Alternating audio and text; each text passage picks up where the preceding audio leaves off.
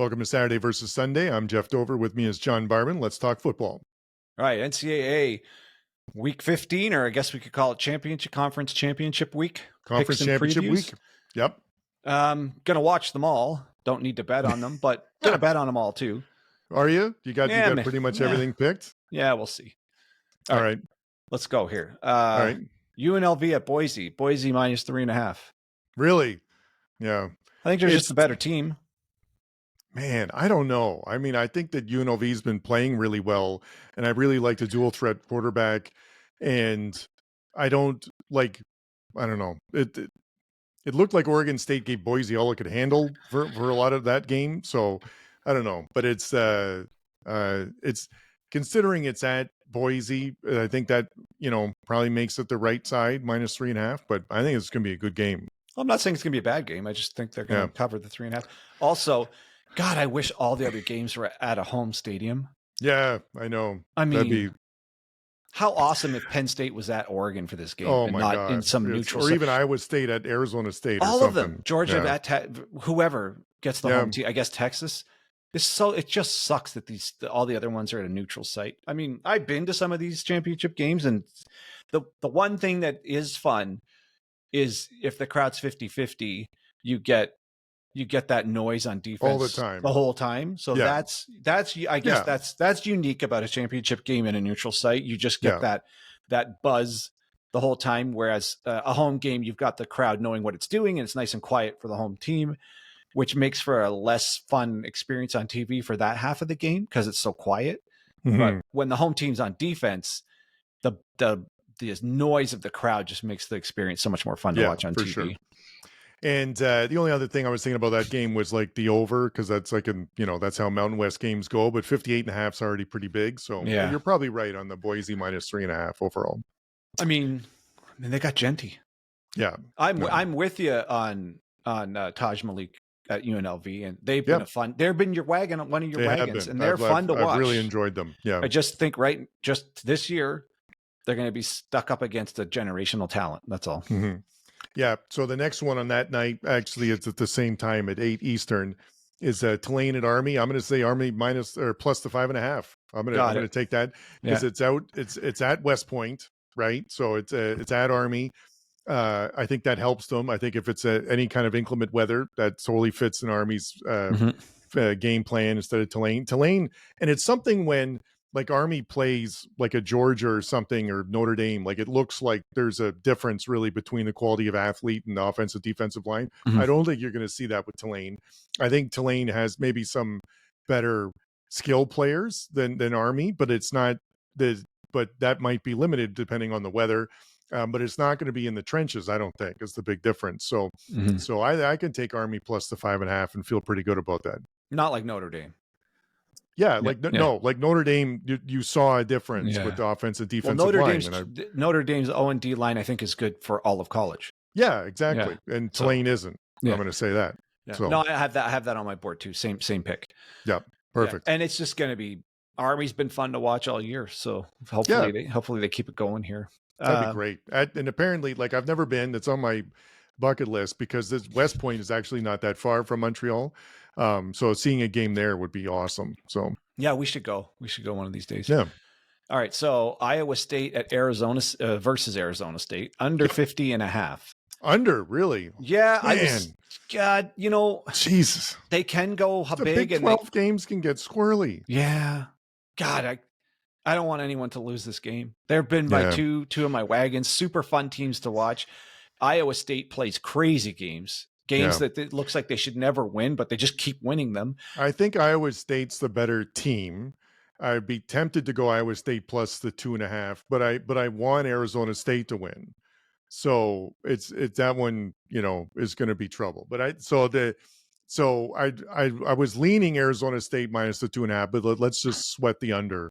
At 50.5, that's probably good. I just hope that it's some sort of listen, Arizona State's going to want to run the ball. Iowa State also plays when they can, like a ball control type of offense. So that's probably the right side that it's, let's try to grind this one out a bit. But Oh man, this could go over in a hurry.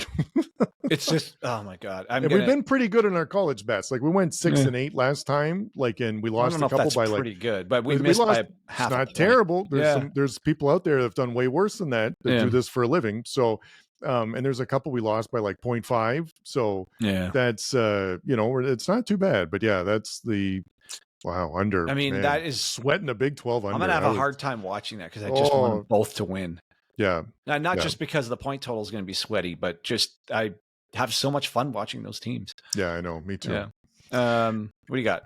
Okay, so the next one to me felt like pretty straightforward. It was Texas minus 2.5. I'm not. Yeah. I don't have no confidence in Georgia. No, it's in Atlanta, but it's not like you said. That'll be half Texas, half Georgia there, because that's how they'll do the neutral site stuff. So it's not like it's even though it's in Atlanta, Georgia. It's not a Georgia home game by any means. And Texas Georgia is I don't think they're that good. There's multiple ways that they've found ways to keep the game closer than it should be.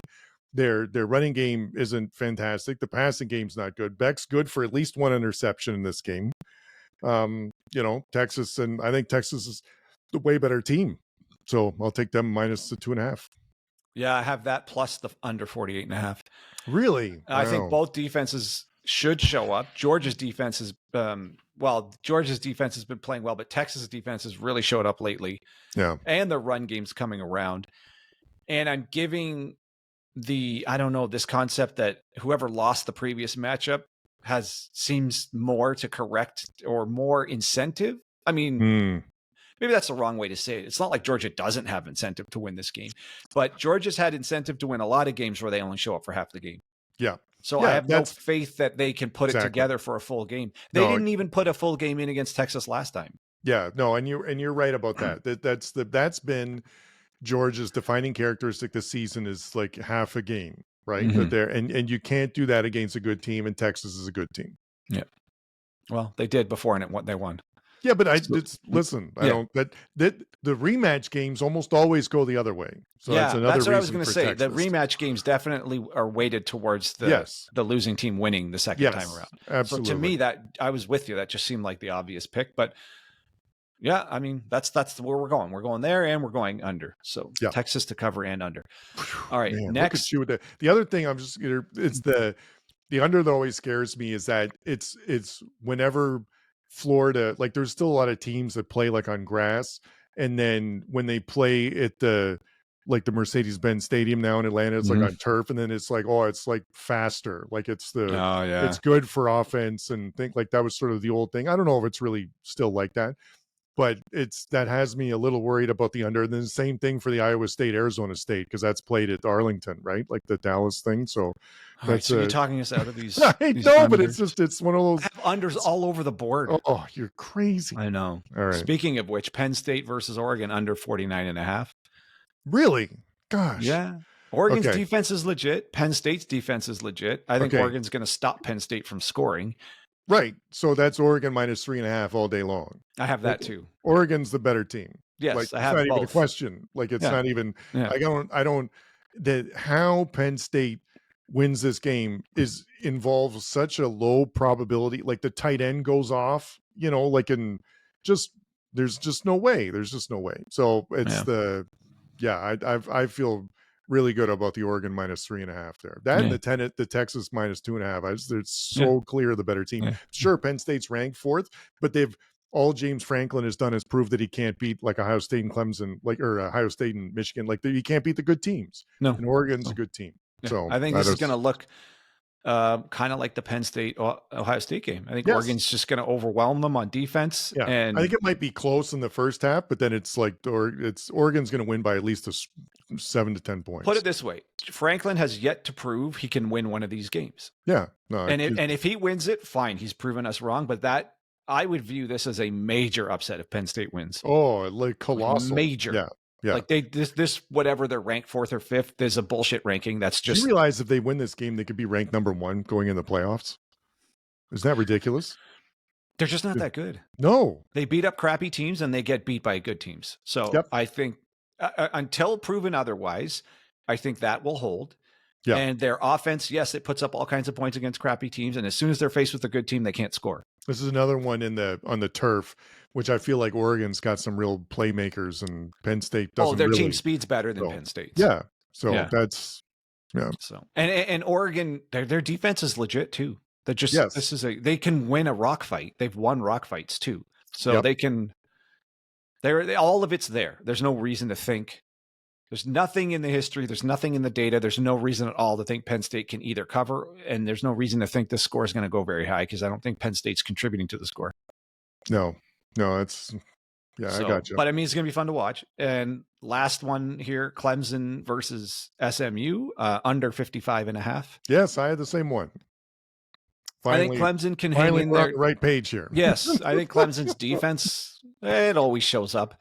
Yeah, well, and Clemson's offense hasn't been that good. No, so, and SMU is really good at running the ball. I'm going to get back on the Pony Express thing, and it's so I think this could be a bit of a rock fight, or at least start out with no one's going to want to turn the ball over, and I think it's going to be leaning on the running, and Klubnik I think is going to be running more, and which is and so I think it's going to be fewer possessions, and that's the second highest total of the week is 55.5, and I don't think it's going to come anywhere close to that. So and SMU plays that havoc type defense, like high risk, high reward, high pressure defense.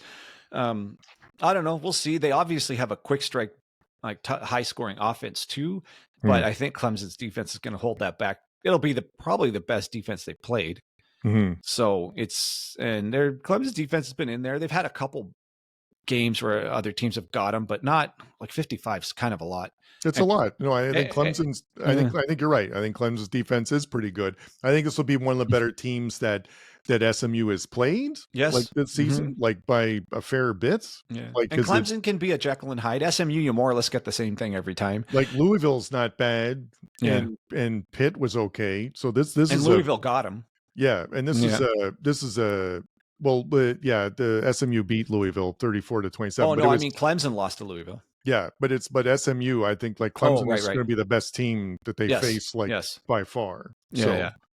And their defense will be there, but like you said, their offense is just ho hum. Yeah. I mean, the only point scored against South Carolina was just Klubnik just run. I don't even think there were design runs. It's just him scrambling.